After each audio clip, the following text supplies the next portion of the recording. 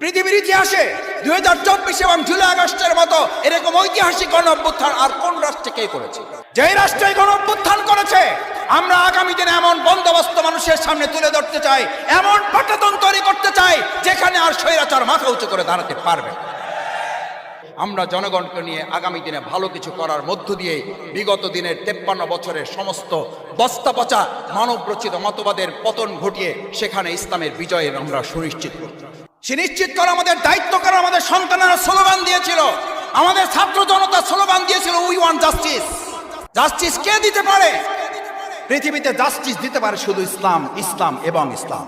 আমাদের দেশের সেই ইসলামের অনুশাসন, সেই ইসলামের ভিত্তিতে একটা কল্যাণ রাষ্ট্র প্রতিষ্ঠা করার জন্য বাংলাদেশ যে জামাত ইসলামী যে আহ্বান জানায়, এটা তো আপনি একজন মুসলিম হিসাবে এই আহ্বান আপনার জানার দায়িত্ব চাই।